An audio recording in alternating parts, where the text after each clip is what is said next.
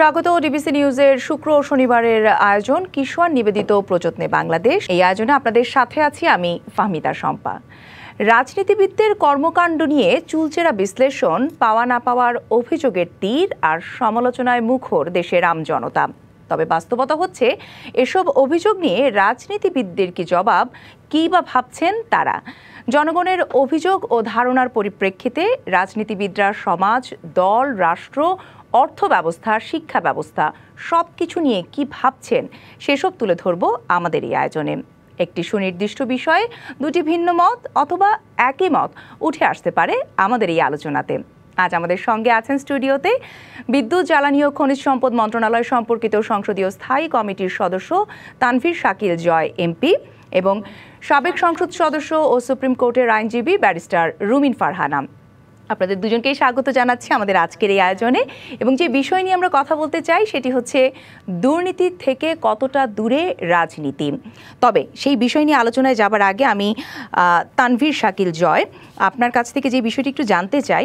আমরা একটু ভিন্ন আঙ্গিকে আলোচনাটি সাজিয়েছি, যেখানে মূল আলোচনায় যাবার আগে আপনারা যারা আমাদের সঙ্গে অতিথি হিসেবে উপস্থিত থাকেন তাদের প্রত্যেকের একটি বর্ণাঢ্য রাজনৈতিক ক্যারিয়ার, এবং আজকে যে দুজন আছেন দুজনেরই শুধু আপনাদের নিজেদেরই না, দুজন পারিবারিকভাবেই রাজনীতিতে অনেক বেশি সমৃদ্ধ, সবারই একটি ঐতিহ্য আছে পারিবারিক। কিন্তু আমি শুরুর 2 মিনিট আপনার কাছ থেকে আপনার ব্যক্তিগত রাজনৈতিক যেই ক্যারিয়ারের যাত্রা আজ পর্যন্ত সেটা সংক্ষেপে একটু শুনতে চাই। ধন্যবাদ আপনাকে, সম্মানিত সহ আলোচক সহ ডিবিসির সকল দর্শককে শুভেচ্ছা। আসলে আমি অত্যন্ত সৌভাগ্যবান যে বাংলাদেশের ইতিহাস, সমৃদ্ধি, রাজনীতির সাথে জড়িত একটি পরিবারের আমি সন্তান। আমার দাদা বাংলাদেশের প্রয়াত প্রধানমন্ত্রী শহীদ মনসুর আলী, তিনি জাতির জনক বঙ্গবন্ধু শেখ মুজিবুর রহমানের নেতৃত্বে বাংলাদেশের মুক্তিযুদ্ধে নেতৃত্ব দিয়েছেন, জাতীয় 4 নেতার অন্যতম। তিনি সর্বপ্রথম 1954 সালে যুক্তফ্রন্টের যে নির্বাচন, সেই নির্বাচনের মাধ্যমে সংসদ সদস্য নির্বাচিত হন এবং মন্ত্রীও হন। পরবর্তীতে 75-এর 15ই আগস্টের কালো রাতের পরে 3রা নভেম্বর তাকে জেলখানার অভ্যন্তরে হত্যা করা হয়। আমার মরহুম পিতা আলহাজ মোহাম্মদ নাসিম, তিনি একদম ছাত্র বয়স থেকে রাজনীতি করতেন, এমনকি আমার দাদার সাথে তিনি একসাথে জেলখানায় কারান্তরীণও হয়েছেন। ভুট্টা বিরোধী আন্দোলন যেটি হয়েছিল বাংলাদেশে, তদানীন্তন পাকিস্তানে সেই সময়। পরবর্তীতে তিনি বাংলাদেশ আওয়ামী লীগের যুব সম্পাদক থেকে শুরু করে সর্বোচ্চ প্রেসিডিয়ামের মেম্বার হন। তিনি 6 বার জাতীয় সংসদ নির্বাচনে জয় হয়েছেন, একাধিকবার মন্ত্রী ছিলেন, সফল মন্ত্রী ছিলেন, গুরুত্বপূর্ণ মন্ত্রণালয়ের মন্ত্রী ছিলেন। তো আমি আসলে আপনি এগিয়ে নিয়ে যাচ্ছেন, সেটি আসলে আমার নির্বাচনী এলাকার জনগণ এবং বাংলাদেশের জনগণই তো বিচার করবে। তো আমি এ পর্যন্ত 3 বার সংসদ সদস্য নির্বাচিত হয়েছি। সর্বপ্রথম 2008 সালে, তখন তত্ত্বাবধায়ক সরকারের ষড়যন্ত্রের কারণে আর পিতা করতে পারেননি, তখন আমি সংসদ সদস্য নির্বাচিত হই। পরবর্তীতে আমার পিতা করোনার মাঝে আত্মপ্রকাশ না আরো আগে থেকেই যুক্ত ছিলেন দলের সঙ্গে? রাজনীতিতে আগে থেকে যুক্ত ছিলাম, কিন্তু আমি যখন ঢাকা কলেজে উচ্চ মাধ্যমিকে লেখাপড়া করতাম তখন থেকে ছাত্রলীগ করতাম। তবে আমি কমিটির কোনো ওরকম পোস্টে ছিলাম না। আমার পিতার প্রত্যেকটি নির্বাচনে 91 সাল থেকে আমি ওই নির্বাচনী প্রচারণায় অংশগ্রহণ করেছি। আর 2008 সাল থেকে একদম সরাসরি রাজনীতিতে যুক্ত হয়েছি আমি। আর আমার পিতার মৃত্যুর পরে দ্বিতীয়বার আমি উপনির্বাচনে 2020 সালে নির্বাচিত হই, আর এবার 2024 সালের নির্বাচনে আমি তৃতীয়বারের মতো সিরাজগঞ্জ 1 আসন, যেটি কাজীপুর এবং সিরাজগঞ্জ সদরের একাংশ নিয়ে গঠিত, সেখান থেকে আমি নির্বাচিত হয়েছি। তো আমি যেহেতু এরকম ঐতিহ্যবাহী রাজনৈতিক পরিবারের সন্তান, যার ফলে আমার যেরকম সৌভাগ্য, আমি যেরকম সুবিধাও পেয়েছি শুরুতে, এটা সত্য কথা, আবার একই সাথে আমার উপরে সর্বক্ষণ প্রত্যাশার একটি চাপ থাকে। মনসুর আলীর নাতি, মোহাম্মদ নাসিমের সন্তান, সুতরাং আমার কাছে এলাকার জনগণের প্রত্যাশাও বেশি, জাতীয় রাজনীতিতেও আমার কাছে প্রত্যাশা বেশি থাকে, সুতরাং এই চাপটা আবার সবসময় আমার উপরে থাকে। নিশ্চয়ই সেই চাপকে সামলেই সামনের দিনগুলোতে, এখন যেহেতু একদম পুরোদমে রাজনীতিতে আছেন, নিশ্চয়ই আমরা আরও বড় জায়গাতে, ভালো দায়িত্বশীল জায়গাতেও নিশ্চয়ই দেখব। আমি এবার একটু ব্যারিস্টার রুমিন ফারহানার কাছে যেতে চাই। আপনারও পারিবারিক ঐতিহ্য আছে, তবে আমি ব্যক্তি রুমিন ফারহানার যে যাত্রাটা শুরু সেখান থেকেই শুনতে চাইব। আপনাকে অসংখ্য ধন্যবাদ। আসলে আমার যাত্রা শুরুর আগে তো আমার পরিবারের কথা কিছু বলতেই হয়, কারণ ওখান থেকে না আসলে তো আজকের আমি আমার এই জায়গাটা তৈরি হতো না। আমার বাবা অলি আহাদ সাহেব, তিনি ভাষা আন্দোলনের মুখ্য ভূমিকা পালন করেন। বাংলাদেশ আওয়ামী লীগ যখন প্রতিষ্ঠিত হয় তখন তিনি প্রতিষ্ঠাতা সাংগঠনিক সম্পাদক ছিলেন। পরে তিনি যুবলীগের দায়িত্ব নেন এবং হোসেন শহীদ সোহরাওয়ার্দী থেকে শুরু করে মৌলানা ভাসানী, একে ফজলুল হক, বঙ্গবন্ধু, ওনাদের সাথে তার রাজনৈতিক ক্যারিয়ার শুরু হয় এবং পরবর্তীতে তিনি আওয়ামী লীগ থেকে সরে যান এবং তিনি তার নিজের রাজনীতি চালিয়ে নিয়ে যান। তিনি ন্যাপে ছিলেন দীর্ঘ সময়, পরে তিনি তার নিজের রাজনৈতিক দল ডেমোক্রেটিক লীগের প্রতিষ্ঠা করেন। জীবনে দীর্ঘ 19 বছর তিনি কারাগারে কাটিয়েছেন এবং সবসময় ক্ষমতা থেকে দূরে বিরোধী রাজনীতির একটা আওয়াজ তার গলায় সবসময় ছিল এবং সম্ভবত তার সন্তান হিসেবে আমার ভাগ্যটাও অনেকটা সেরকমই মনে হচ্ছে। আমার সেই টোনটাই আমি আমার মধ্যে দেখি এবং আমার রাজনীতির শুরুটাও বিরোধী দল থেকেই।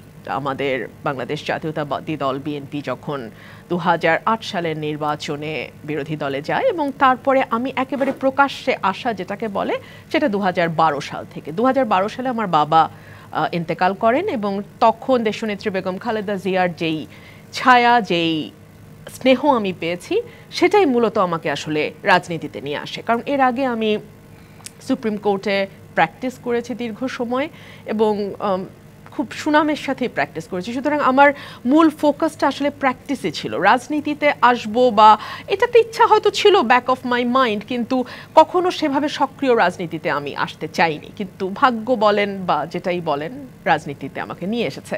আমার শুরুটা হয় ফরেন অ্যাফেয়ার্স কমিটির একজন সদস্য হিসেবে এবং সেই সময়ে ফরেন অ্যাফেয়ার্স কমিটিতে মাত্র 8 জন সদস্য ছিলেন, 8-9 জন সদস্য ছিলেন এবং তারা প্রত্যেকেই either very senior diplomats or very senior x secretary, foreign secretary অথবা পররাষ্ট্রমন্ত্রীর দায়িত্ব যারা পালন করেছেন এরকম ওনাদের মানে কমিটিতে ম্যাডাম আমাকে রাখেন এবং আমি এত জুনিয়র, আমার এখনও আই ক্যান ক্লিয়ারলি রিমেম্বার আমি যখন প্রথম ঘরে ঢুকি আমি আসলে হকচকিয়ে ভেবেছিলাম আমি ভুল ঘরে এসেছি, এই রুমের মিটিংয়ে বোধহয় আমি এটা সদস্য নই, বেরিয়ে যাচ্ছিলাম।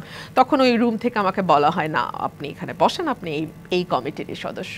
এবং তারপর থেকে আমার প্রতিটি যাত্রা আসলে দেশনেত্রী বেগম খালেদা জিয়ার অসম্ভব রকম স্নেহ এবং ওনার আশ্রয়ই আমার আসলে রাজনীতির এই যাত্রা।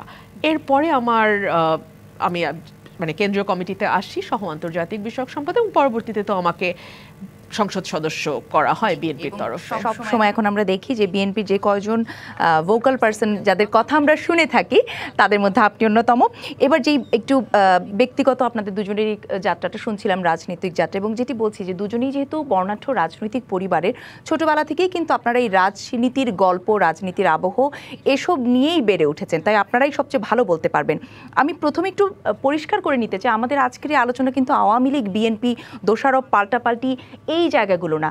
আমরা একেবারে দুজন দুইটা হয়তো ভিন্ন মতাদর্শের রাজনীতিতে আছেন, বিশ্বাস করছেন, তাই দুজনের কাছ থেকে আমরা গঠনমূলক ভিন্ন দুটি মতামত পাবো সেই প্রত্যাশা নিয়ে আজকে বসেছি।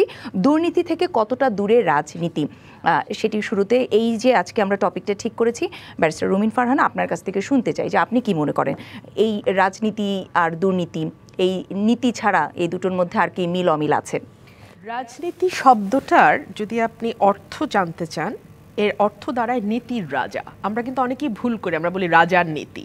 না, রাজার নীতি রাজনীতি না। রাজা আসবে, রাজা যাবে, এক রাজার একরকম নীতি হবে, অন্য রাজার ভিন্ন নীতি হবে, কিন্তু নীতির যেই রাজা সেটা কিন্তু একই, সেটা স্ট্যাটিক, ওটা স্থির থাকবে, নীতি কখনো পাল্টায় না।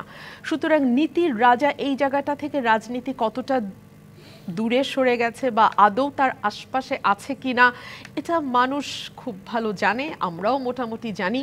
সুতরাং এটা নিয়ে আজকে কথা বলতে গেলে আসলে হতাশার কথাই অনেকটা মনে হবে যেন শুনছি আমরা। কিন্তু একটা সময় ছিল, একটা সোনালী অধ্যায় ছিল রাজনীতির, এবং সেই সোনালী অধ্যায় আমরা দেখেছি জমিদার পুত্ররা রাজনীতিতে এসছেন, তাদের জায়গা জমি বিক্রি করেছেন, তাদের সম্পদ বিলিয়ে দিয়েছেন এবং হয়তো এক সময় নিঃস্ব হয়ে মারা গেছেন। অনেকের কথা আমি জানি যারা দ্বার পরিগ্রহণও করে নাই, বিয়েও করে নাই, তারা একেবারেই নিঃস্ব অবস্থায় একাকী শেষ জীবনটা তাদের কাটাতে হয়েছে। তো সেই রকম রাজনীতি থেকে আজকে যেমন রাজনীতি করা মানেই আপনার বিপুল সম্পদের মালিক হবেন। আমি আপনাকে ছোট দুটো উদাহরণ দিতেই চাই, আমার একেবারে ব্যক্তিগত উদাহরণ। মানে এটাতে পাবলিক পারসেপশনটাও খুব পরিষ্কার হবে যে আমাদের ব্যাপারে আসলে সাধারণ মানুষ কি ভাবে।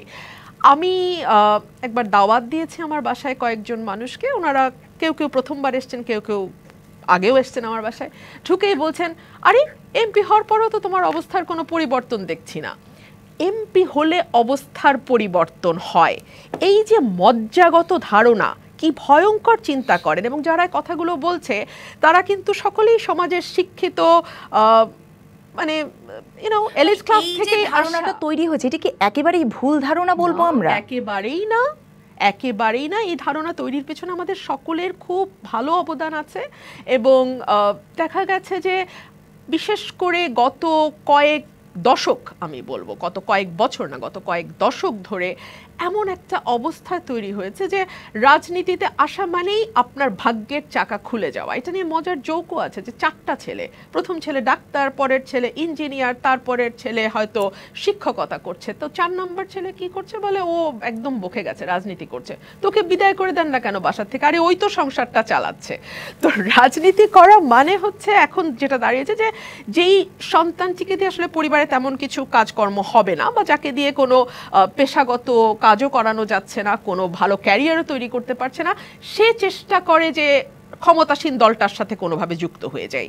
এবং ক্ষমতাসীন দলটার সাথে যুক্ত হয়ে স্থানীয় পর্যায়ের যিনি নেতা আছেন তার নানান রকম ফুটফরমাস খেটে দেখা যায় যে একটা ভালো চাঙ্ক রেন্ট সিকিং এর টাকা তার ঘরে চলে আসছে। তো সুতরাং দেখা যাচ্ছে যে এটা এমন একটা শ্রেণীর হাতে চলে যাচ্ছে, এমন একটা গোষ্ঠীর হাতে চলে যাচ্ছে, আমি একেবারে টপ টু বটম বা বটম টু টপ যেটাই আপনি বলেন, সেই ভাগটা যদি আপনি দেখেন, আপনি দেখবেন যে প্রত্যেকেই যার যার জায়গা থেকে তার অবস্থার পরিবর্তন করে ফেলছে। একটা সময় ছিল প্লেন লিভিং হাই থিঙ্কিং, আমি খুব শুনতাম এই কথাটা আমার ছেলেবেলায়, প্লেন লিভিং হাই থিঙ্কিং, এই কথাটা এখন শোনা যায় না আর। আমি সেদিন একটা লেখায় লিখছিলাম যে আমার বাবা এবং বদরুদ্দিন ওমর, ওনাদের রাজনীতি আমি খুব কাছে থেকে দেখেছি। আমার বাবার থ্রুতে বদরুদ্দিন ওমরের বাসায় আমার যাওয়া এবং ওনার সাথে আমার দেখা হওয়া, সেখান থেকে আজকের রাজনীতিবিদদের একটা চিত্র আমি প্রথম আলোতে লিখেছিলাম। এবং সেখানে আমি বেশ কয়েকটা ঘটনাও নিয়ে এসেছি। ধরেন আমার পরিবারে আমি দেখেছি যে আমার মা সংসার চালাতেন এবং ওই শর্তেই আমার বাবা মার বিয়ে হয়েছিল। সেই জায়গাটা তো এখন একদম পাল্টে গেছে, তাই না? এবং আমার মা যদি সংসারটা না চালাতেন তাহলে বোধহয় আমাদের পক্ষে আসলে সার্ভাইভ করাই খুব ডিফিকাল্ট হয়ে যেত। আমি এখন আমার নানা বাড়িতে থাকি।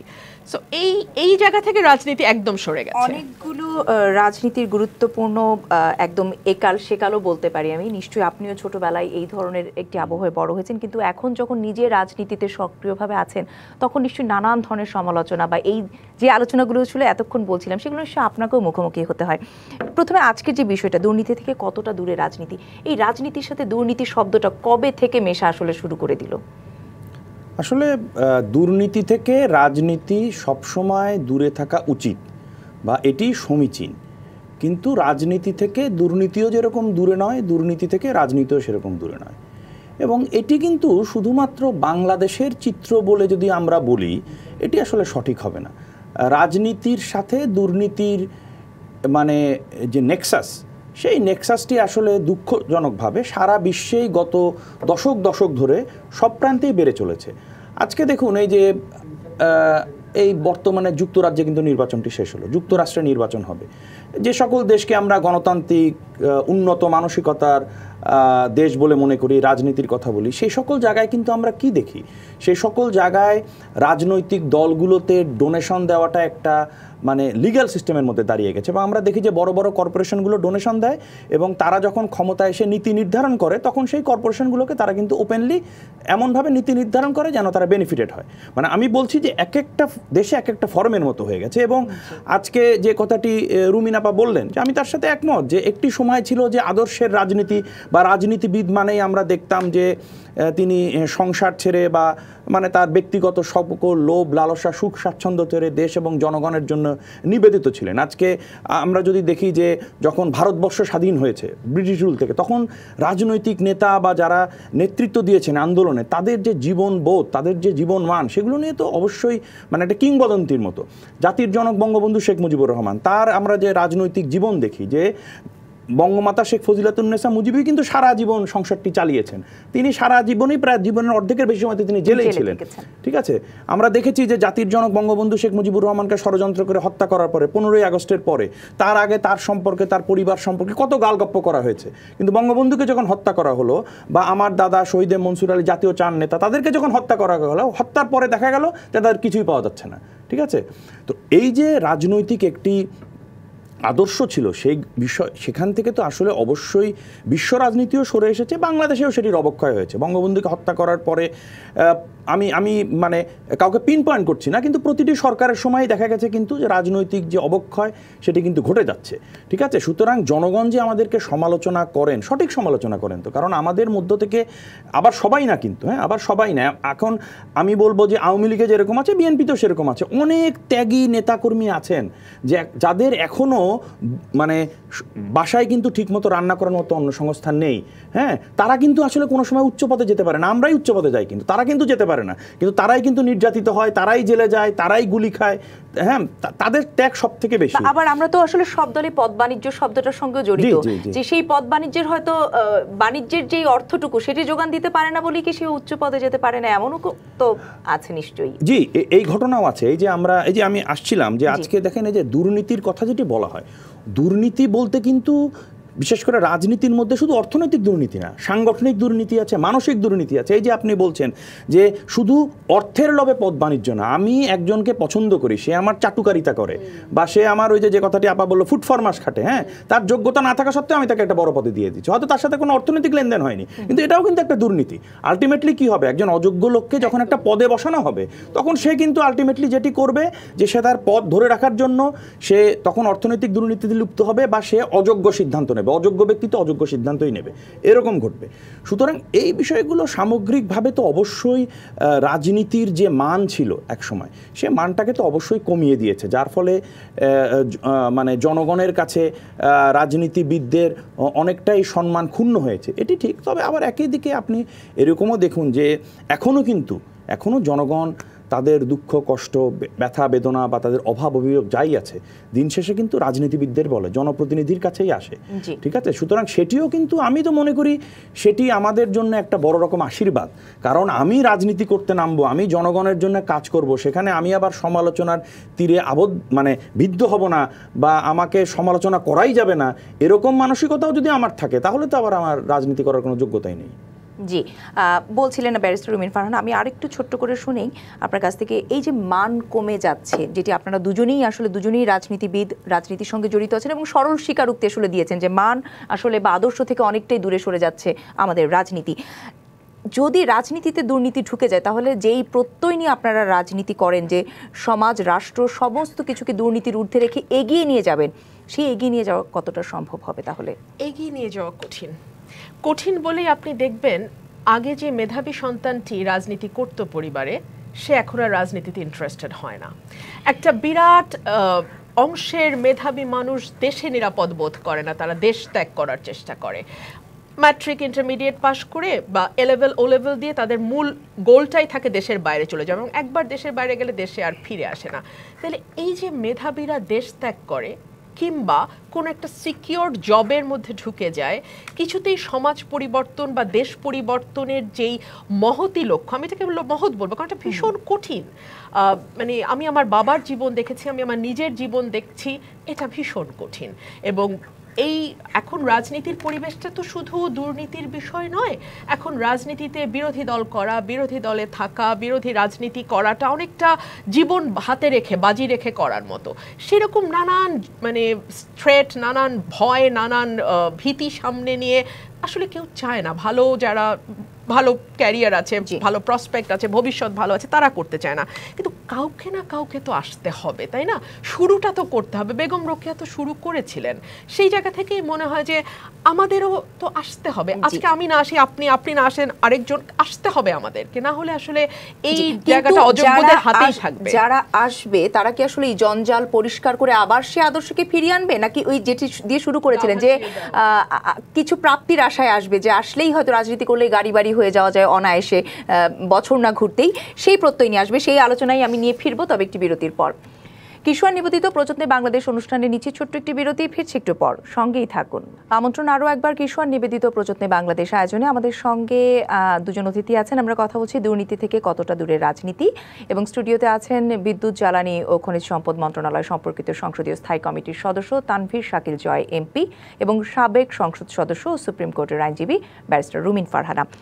তানভীর শাকিল জয়, যে আলোচনাটি করছিলাম দুর্নীতি নিয়ে, এর আলোচনার এখন যদি বর্তমান সময়ে আমাদের রাষ্ট্রে সবচেয়ে বহুল আলোচিত যে শব্দটির কথা যদি বলি, তাহলে আমার মনে হয় রেটিং এই দুর্নীতি শব্দটি একেবারে এক নম্বরে থাকবে। সমস্ত জায়গায় এটি নিয়ে আলোচনা হচ্ছে, তার যথেষ্ট কারণও আসলে আমরা দেখেছি আছে, এবং যে দুর্নীতি আর রাজনীতিকে মিলিয়ে আমরা আলোচনাটি করছি, আপনারা দুজনই একমত হয়েছেন। এটি একদিনে হয়নি, দীর্ঘদিন ধরে হতে হতে আজকে এই পর্যায়ে এসেছে, এবং এটি নিয়ে জাতীয় সংসদেও যে বাজেট অধিবেশন চলেছে সেখানেও অনেক কথা হয়েছে। এবং রাজনীতিবিদরা কিন্তু নিজে, আপনারা তো দায় স্বীকার করেছেন বা বলছেন, কিন্তু সেখানে কিন্তু পাল্টা আমরা চিত্র দেখেছি। অনেকেই প্রশাসনে যারা আছেন, আমলারা যারা আছেন, তাদের দিকে অভিযোগের তীর ছুঁড়েছে। আপনি কি মনে করেন যে আমলারা বা প্রশাসনে যারা আছে তারা রাজনীতিবিদদের ছত্রছায়ার সমর্থন, মদদ যাই বলি না কেন, তারা এককভাবে দুর্নীতি করে যাচ্ছে, নাকি এই দুই পক্ষের যোগসাজশ আছে? না, আমি যে কথাটি বলছিলাম যে দুর্নীতি আসলে একটি নেক্সাসের মতো। হ্যাঁ, দুর্নীতিতে সমাজের সকল মানে বিভিন্ন শ্রেণী পেশার মানুষই কিন্তু জড়িত। অবশ্যই রাজনীতিবিদদের দিকে আঙ্গুলটা বেশি আসে, কারণ আমরা তো দায়িত্বে থাকি। আমরা নীতি নির্ধারণ করি, আমরা সেই নীতি প্রয়োগ সঠিকভাবে হচ্ছে কিনা সেটি আমাদের দায়িত্ব, রাষ্ট্র পরিচালনা আমাদের দায়িত্ব। সুতরাং আমাদের ওপরে দায় আসাটা স্বাভাবিক, এবং এই দায় আসাটা আমাদেরকে মেনেও নিতে হবে, কারণ এটি আমাদের দায়িত্ব। জনগণ আমাদের দিকে তাকিয়ে থাকে। আজকে আমলা সহ অন্যান্য শ্রেণী পেশার মানুষের যে দুর্নীতির বিষয়গুলো উঠে আসছে, এটি তো অত্যন্ত দুঃখজনক। তবে সেই দুর্নীতিটি মানে নির্মূল করা বা সেই দুর্নীতি যারা করেছেন তাদের বিরুদ্ধে ব্যবস্থা গ্রহণ করা বা প্রতিকার করা, এটি কিন্তু রাষ্ট্র হিসাবে বা যে দল মানে রাষ্ট্র ক্ষমতায় আছে তাদের দায়িত্ব। আমাদের দায়িত্ব অবশ্যই। বাংলাদেশ আওয়ামী লীগ ক্ষমতায় আছে, এবং আমি মনে করি যে দেখুন, আজকে এই যে দুর্নীতির বিষয়গুলো উঠে আসার পরে রাষ্ট্র কিন্তু তাদের বিরুদ্ধে ব্যবস্থা নিচ্ছে। রাষ্ট্র কিন্তু নিশ্চুপ নেই। আজকে যাদের বিরুদ্ধে এই মানে দুর্নীতির অভিযোগটা আসছে, তারা তো মানে সরকারের মানে আমলাতন্ত্রের বড় বড় পদে ছিলেন।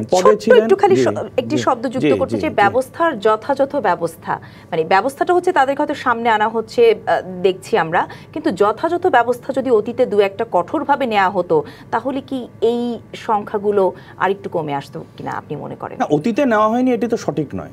যেমন আপনি দেখবেন যে আওয়ামী লীগের কিন্তু গত 15 বছরে যদি দেখেন, অনেক সংসদ সদস্যের বিরুদ্ধে কিন্তু দুর্নীতির মামলা হয়েছে। কিছু মামলা চলমান আছে, কিছু সংসদ সদস্যদের মামলাতে তাদের মানে বিভিন্ন মেয়াদে সাজা হয়েছে। অনেকের বিরুদ্ধে দুর্নীতির অভিযোগ আসার পরে পরবর্তীতে তিনি কিন্তু নমিনেশনই পাননি বা দলের পদও হারিয়ে ফেলেছেন। এরকমও কিন্তু অনেক ব্যবস্থা নেওয়া হয়েছে। তারপরেও তাহলে দুর্নীতির কলেবরটাকে আসলে ছোট করে আনা যাচ্ছে না কেন? দুর্নীতির কলেবরটাকে ছোট করে আনা যাচ্ছে না বলতে, এই দুর্নীতির বিষয়টি তো মানে এখন এমন না যে দুর্নীতি ধরেন আপনি 5 জনকে শাস্তি দিলেন, দুর্নীতি একদম বন্ধ হয়ে গেল। কিন্তু আজকে যেমন এই যে আপনি যে 2-1টি দুর্নীতির উদাহরণ দিচ্ছেন, এই বিষয়গুলো, আরেকটি বিষয় আপনাকে বুঝতে হবে যে ধরেন আজকে একজনের বিরুদ্ধে দুর্নীতির অভিযোগটি উঠেছে, হ্যাঁ, তিনি দুর্নীতিবাজ কিনা বা তার সেই অভিযোগটি প্রমাণিত না হওয়া পর্যন্ত কিন্তু আপনি আবার তাকে মিডিয়া ট্রায়াল করে ফেলতে পারি না যে সেই দুর্নীতিবাজ, ঠিক আছে? কিন্তু দেখতে হবে যে তার বিরুদ্ধে সে মানে ক্ষমতার একটি বড় অংশে থাকার পরেও তার বিরুদ্ধে দুদক উদ্যোগ নিয়েছে কিনা, তার বিরুদ্ধে ওই রকম মামলা হয়েছে কিনা, তার বিরুদ্ধে সরকার ব্যবস্থা নিচ্ছে কিনা। এই বিষয়গুলো যখন হবে তখন কিন্তু আলটিমেটলি একটা রেজাল্ট আমরা পাবো। কোনো সমাজেই কিন্তু দুর্নীতি সম্পূর্ণভাবে নির্মূল করা সম্ভব না, এটি সম্ভব না। কিন্তু আজকে যখন সরকার এবং রাষ্ট্র উদ্যোগ নেবে, এবং এবার 2024 সালের যে নির্বাচন, সেই নির্বাচনে আমাদের যে নির্বাচনী ম্যানিফেস্টো ছিল, সেটিতে কিন্তু আওয়ামী লীগ সরকার এবার দুর্নীতি নির্মূলকে একটি বড় প্রাধান্য দিয়েছে। এবং এবার যে সংসদ অধিবেশনটা শেষ হলো, বাজেট অধিবেশন, সেখানে মাননীয় প্রধানমন্ত্রী যে সমাপনী বক্তব্যের আগে যে বক্তব্যটি দিয়েছেন, সেই বক্তব্যও কিন্তু তিনি বলেছেন যে দুর্নীতি নির্মূলের ক্ষেত্রে তার সরকার, আওয়ামী লীগ সরকার এবার আরো কঠোর ভূমিকা পালন করবে। জি, তবে আপনি যেটি বলছিলেন যে ব্যবস্থা নেওয়া হচ্ছে, কাজ হচ্ছে, সবই হচ্ছে, কিন্তু তড়িৎ গতিতে একটি জিনিস হওয়া, যেটি আসলে সর্বোচ্চ চেষ্টা করলে লক্ষ্যে পৌঁছানো যে সম্ভব, তার একটি উদাহরণ কিন্তু আজকে আমরা দেখলাম পদ্মা সেতুর যে প্রকল্পটি প্রধানমন্ত্রী সমাপনী অনুষ্ঠান করলেন, সেটি যে আমরা নিজস্ব একেবারে চেষ্টায় শত বাধার পরেও করতে পেরেছি, সেটি কিন্তু একটি প্রতীক হয়ে আছে। তার মানে দুর্নীতির ব্যাপারেও যদি এই শতভাগ এফোর্টটা আমরা হয়তো দিতে পারি, তাহলে নিশ্চয়ই এই ধরনের একটি রেজাল্ট আমরা পাবো। আমি একটু ব্যারিস্টার রুমিন ফারহানার কাছ থেকে শুনে আসতে চাই এই একই বিষয়, যে দুর্নীতি ব্যাপারে আমলা এবং রাজনীতিবিদরা কেন মুখোমুখি দাঁড়িয়ে বা পাল্টাপাল্টি বক্তব্য দিচ্ছে। দেখুন, আমলা এবং রাজনীতিবিদ কিংবা প্রশাসন যেটাই বলেন না কেন, রাজনীতির ঊর্ধ্বে বা রাজনীতির বাইরে কিন্তু কেউ না। এবং আজকে সংসদে আমি দেখছিলাম, মানে আজকে বলতে আমি যখন সংসদে ছিলাম, আমি দেখছিলাম যে টাকা পাচারের কথা যখন উঠছে, তখন সাবেক পররাষ্ট্রমন্ত্রী বলছিলেন যে আমরা দেখেছি কানাডার বেগমপাড়ায় অসংখ্য আমলাদের স্ত্রী সন্তান তারা নির্বিঘ্নে জীবনযাপন করে। রিসেন্টলি আমরা দেখেছি আজিজের ঘটনা, দেখেছি বেনজির সাহেবের ঘটনা, দেখেছি মতিউর সাহেবের ঘটনা, ওনাদের ঘটনা আমরা দেখেছি। এবং এগুলো বলা হয় যে টিপ অফ দ্য আইসবার্গ, এবং এত একজন দুজন তিনজনের যেই ভয়াবহ চিত্র আমরা দেখেছি, আমরা যদি প্রশাসনের ভিতরে যাই খুন পোকার মতো মনে হয় যে পুরোটাই একেবারে মানে খেয়ে ফেলেছে, ঝাঁঝরা করে ফেলেছে। এই জন্য একদম না, সেই জায়গাটাতে আমি আসছি। প্রশাসন এতটা বাড়লো কি করে, প্রশাসন এতটা করার সাহস পেল কি করে? পেল এ কারণেই যে তারা মনে করছে রাজনীতিবিদদের আসলে তাদের ছাড়া আর কোনো গতি নাই। আমার তো মনে আছে আমি যখন সংসদে ছিলাম তখন আওয়ামী লীগের আরেকজন অত্যন্ত ভেটেরান পলিটিশিয়ান তোফায়েল আহমেদ, তিনি দুঃখ করে সংসদে দাঁড়িয়ে বলছিলেন যে প্রশাসন আমাদের কথা শুনে না, আমাদেরকে গিয়ে বলতে হয় যে এটা যদি একটু করে দিতেন, ওটা যদি একটু করে দিতেন। অথচ আমরা তো দেখেছি অতীতে প্রশাসন, পুলিশ বা অন্যান্য যে আমলারা, তারা রাজনীতিবিদদের, বিশেষ করে যারা মন্ত্রী এমপি হন, তাদের ব্যাপারে কতটুকু সচেতন ছিলেন, কতটুকু শ্রদ্ধা এবং সম্মানের সঙ্গে তাদেরকে ডিল করতেন। এবং এটার পেছনে রাজনীতিবিদদের দায় সবচেয়ে বেশি। আমার তো আসলে দেখুন, পরস্পরকে দায়ী না করেও কিছু কথা তো বলতেই হয়। বাংলাদেশে নির্বাচনকে মানুষ থেকে সরিয়ে ফেলা হয়েছে, বাংলাদেশে ভোট ব্যবস্থাটাকে জনগণ থেকে দূরে নিয়ে যাওয়া হয়েছে। এর ফলে যেটা হয়েছে, আপনার তো একটা ভিত্তি দরকার, সেটা জনভিত্তি হোক কিংবা সেটা প্রশাসন ভিত্তি হোক, আপনার তো একটা ভিত্তি লাগবে। মানুষের ভিত্তিটা যেই মুহূর্তে আপনার কাছ থেকে সরে যায়, তখন আপনাকে এই বেনজিরের সাহায্য নিতে হবে, আজিজের সাহায্য নিতে হবে, মতিউরের মতন কর্মকর্তাদের সাহায্য নিতে হবে। এবং তারা মনে করছে এই সরকার তো আসলে আমরা তৈরি করে দিয়েছি, এই সরকার টিকে আছে আমাদের সাহায্য নিয়ে, সুতরাং এই সরকারের সময় যাচ্ছে তাই আমরা করতে পারি। শুধু এই সরকারের আমলেই হয়েছে না, যত আসলে আমরা দেখে থাকি বিগত সরকারগুলোতেও একই ব্যবস্থাই হয়তো কম বেশি ছিল। দুর্নীতির সূচক প্রকাশ করা হয় ইন্টারন্যাশনাল ট্রান্সপারেন্সি ইন্টারন্যাশনাল থেকে, আপনি দেখবেন বলা হয় যে সবচেয়ে কম দুর্নীতিমুক্ত দেশ, সবচেয়ে কম দুর্নীতিগ্রস্ত দেশ, কিন্তু একেবারে দুর্নীতিমুক্ত দেশ কিন্তু বলে কিছু নাই। হ্যাঁ, তো সেটা সকল ক্ষেত্রেই প্রযোজ্য। সকল সরকার আর এই গত কয়েক মেয়াদের সরকারের মধ্যে ডিফারেন্স আছে। গত কয়েক মেয়াদের সরকার হচ্ছে আমলা, প্রশাসন, পুলিশ, ব্যবসায়ী, এই গোষ্ঠীটার একটা নেক্সাস।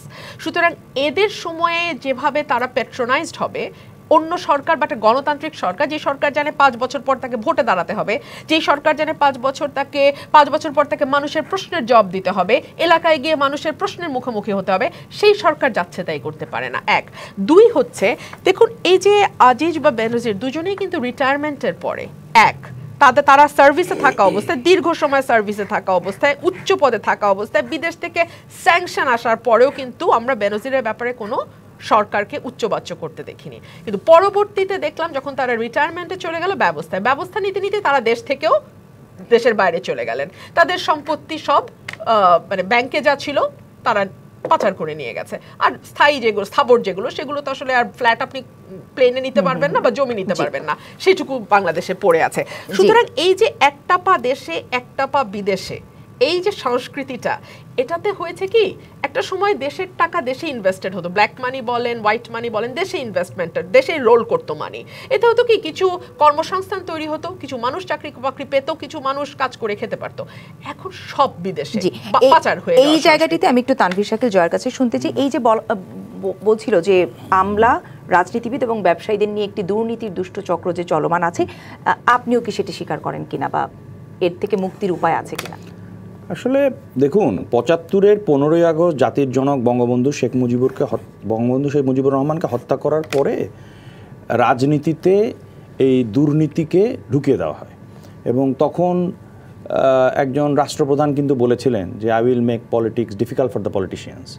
এবং সেই সময়ে আমরা দেখেছি যে রাজনীতিবিদদের দূরে সরিয়ে সামরিক বেসামরিক আমলা, তারপরে যারা ব্যবসায়ী, তাদেরকে কিন্তু রাজনীতিতে আনয়ন করা হয়।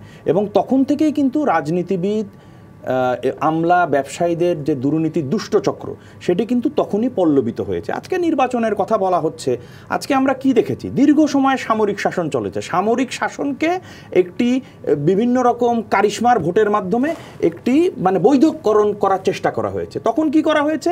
তখন দেখা গেল যে সামরিক বেসামরিক আমলা যারা ছিলেন তাদেরকে বড় বড় পোস্টে দেওয়া হয়েছে। তারা কি ভোটে জিতে আসতে পেরেছেন, বা তারা কি তার আগে কোনোদিন রাজনীতি করেছেন? কোনোদিনই কিন্তু করেননি, কিন্তু তাদেরকে সেই অবস্থায় কিন্তু নিয়ে আসা হয়েছে। আজকে একটি বিষয় বুঝতে হবে, সেই সময় যে পরিমাণ বড় বড় দুর্নীতি হতো, আজকে তো তখন তো এরকম সোশ্যাল মিডিয়া ছিল না, তখন তো এরকম এত হাজার হাজার সংবাদপত্র, টেলিভিশন ছিল না, যার ফলে কি হতো, আমরা হঠাৎ দুই একটি খবর কিন্তু আমরা জানতে পারতাম। কিন্তু আমরা কি দেখেছি, তখন যারা রাজনীতি করেছেন, মানে আমি কাউকে ছোট করে বা বড় করে বলছি না, তাদের পরিবার, হ্যাঁ, তারা কিন্তু এক একজনের 12 ভূঁইয়ার মতো জমিদার হয়ে গেছে। তাদের পরিবার কিন্তু সেই সময় কিভাবে ফুলে ফেপে গেছে, তাদের অনেককে আমরা দেখেছি পরবর্তীতে বলেছেন আমরা হার্ভার্ড, অক্সফোর্ড, অমুক জমক বিদেশ থেকে বড় বড় পড়াশোনা করে এসেছি, ঠিক না? তখন তাদের কি সামর্থ্য ছিল যে তাদের পরিবার হঠাৎ করে এত ফুলে ফেপে জমিদার হয়ে গেল? সুতরাং দুর্নীতি কিন্তু সেই সময় ব্যাপক হারে ছিল। এখন এক্সপোজারটা আসলে বা প্রকাশটা বেশি হচ্ছে, প্রকাশটা অবশ্যই বেশি হচ্ছে, এবং এটি ভালো।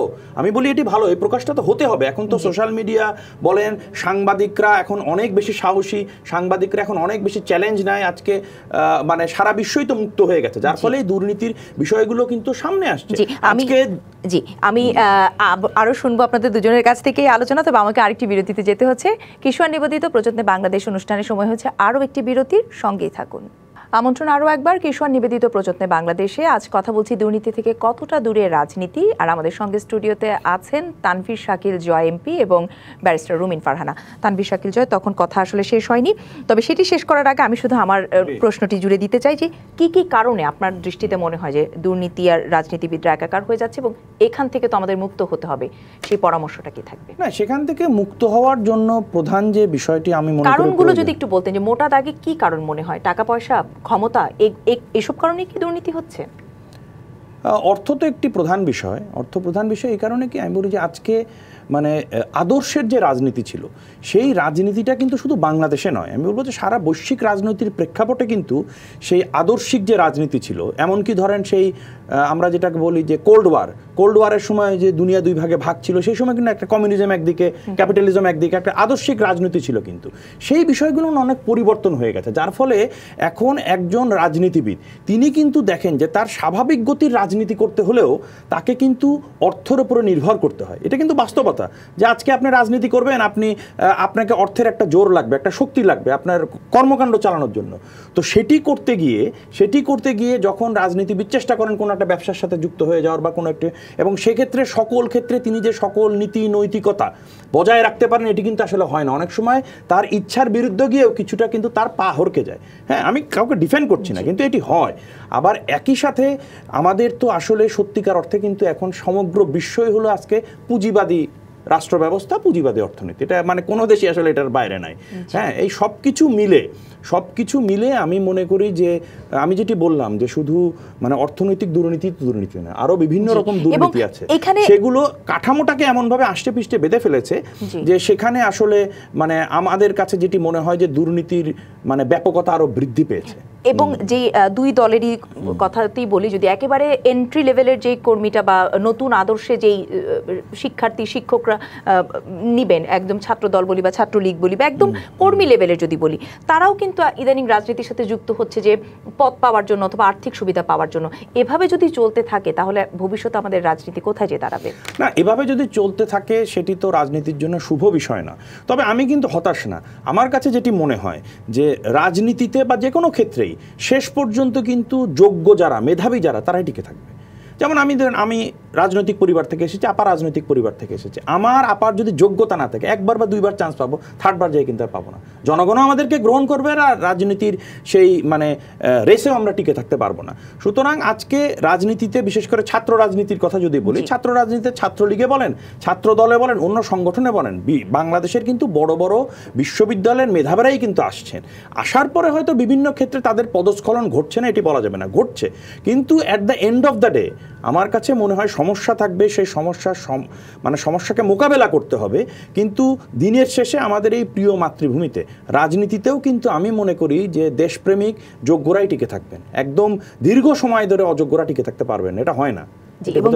দুর্নীতি যারা করবে সেই তারা কি নীতি রেখে যাচ্ছে সেটিও কিন্তু একদিন দুর্নীতির ক্ষেত্রে আমি 30 সেকেন্ডে বলি যে দেখুন, আজকে যে কথাটি বললাম যে সামাজিক যোগাযোগ মাধ্যম বা বিভিন্ন কারণে আজকে কিন্তু আপনি কোনো কিছুই ধামাচাপা দিতে পারেন না, ঠিক আছে? আপনি জনগণের সামনে উন্মোচিত হয়ে যাচ্ছেন, উন্মোচিত হওয়ার পরে আপনার মনে হচ্ছে ঠিক আছে আমি দুর্নীতিবাজ, বুক ফুলায় থাকলাম 1 দিন 2 দিন 3 দিন 5 দিন, তারপরে কিন্তু একটা সময় আপনি পারবেন না, সার্ভাইভ করতে পারবেন না, ঠিক আছে? সুতরাং সেটা একটা এই যে উন্মোচনের কিন্তু একটা পজিটিভ দিক হলো এইটা। জি, ব্যারিস্টার রুমিন ফারহান, এই একই বিষয় যে আপনার কাছে কি মনে হয় মোটা দাগে কেন আসলে এই দুর্নীতির জন্য দায়ী রাজনীতিবিদরা কেন চলে যাচ্ছে, পাশাপাশি নতুন নবীন যারা রাজনীতিতে আসবেন তাদের জন্য কি আদর্শ রেখে যেতে চান? আমি একটা কথা একটু পরিষ্কারই বলতে চাই, একটা সময় ছিল সমাজে আমরা কিন্তু চিনতাম যে উনি দুর্নীতিবাজ, উনি ঘুষ খান, ওই আঙ্কেলটা ঘুষ খান, আমরা মিশতাম না, এড়িয়ে চলতাম, উনিও মোটামুটি মাথা নিচু করে চলতেন। এখন না, money controls everything, money has become everything. টাকা আছে, আপনি কোথা থেকে সেই টাকা এনেছেন এই প্রশ্নটা কেউ করে না। আপনার বেতন কত, এই প্রশ্নটা তো ফার্স্ট প্রশ্ন হওয়ার কথা। আপনি যে এই 3000 3500 স্কোয়ার ফিটে গুলশানের বাড়িতে থাকছেন, 3-4টা গাড়ি মেনটেন করছেন, আপনার বাচ্চাকে বিদেশে পড়াচ্ছেন, আপনি তো একজন সরকারি কর্মকর্তা, কিংবা আপনি তো একজন রাজনীতিবিদ। আপনার সোর্স অফ ইনকামটা কি, আপনার ব্যবসাটা কি, আপনার বিজনেসটা কি? এই প্রশ্নগুলো সমাজে এক সময় উঠতো, এখন আর ওঠে না। এখন টাকা যার সেই ঈশ্বর। টাকা যেই সমাজে ঈশ্বর হয়ে যায়, সেই সমাজে আসলে খুব সৎ রাজনীতিবিদ আপনি পাবেন, খুব সৎ কর্মকর্তা পাবেন, এগুলো আশা করাটা ইউটোপিয়ান চিন্তা, এটা হবে না। এবং যেই ছেলে বা যেই মেয়েটা এখন রাজনীতিতে আসে, সে ধান্দা করতেই রাজনীতিতে আসে। মানে আই এম সরি, আমি একেবারেই আমজনতা যে ভাষায় বলে, তারা যেভাবে চিন্তা করে, আমি তাদের ভাষায় তাদের চিন্তাটাই বললাম, কারণ আসলে চারপাশে আমরা তাই দেখি। এবং আপনি অনেকগুলো ভালো আমের মাঝখানে যদি 2-3টা পচা আম রাখেন, আপনি দেখবেন আমগুলো কিন্তু সব পচা শুরু করেছে, নষ্ট হওয়া শুরু হয়েছে। না হলে বুয়েট তো বাংলাদেশের সবচেয়ে মেধাবীদের জায়গা, তাই না? বুয়েটে যারা চান্স পায়, ঢাকা মেডিকেলে যারা চান্স পায়, তাদেরকে তো আমরা স্যালুট করি, মেধাবী, পড়াশোনা করা, সিরিয়াস। আমি একদম শেষ দিকে চলে এসেছি। আব্রারের মতো একটা হত্যাকাণ্ড ঘটিয়ে দেয়, তখন বোঝা যায় যে রাজনীতি আসলে কোথায়। কিন্তু সামনের দিনে তো নিশ্চয়ই আমরা ভালো কিছুতে যেতে চাই, সেই এক লাইনে যদি সামনের দিনের জন্য কোনো রাজনীতি বিচ্ছিন্নভাবে ভালো কিছু হতে পারবে না। আমার সমাজে যে পচন ধরেছে, সেই পচন যতদিন পর্যন্ত ঠিক না করতে পারবো, বা সেটা মেরামতের কাজ শুরুটা অন্তত যদি না হয়, রাজনীতি আইসোলেটেড। অনেক ধন্যবাদ আপনাদের দুজনের আজকে এখানে আসার জন্য এবং দুজনের মতামত পর্যবেক্ষণ তুলে ধরবার জন্য। শেষ করছি কিশোর নিবেদিত প্রযত্নে বাংলাদেশ আজকের এই আয়োজন। টিবিসির সঙ্গেই থাকুন 24 ঘন্টা।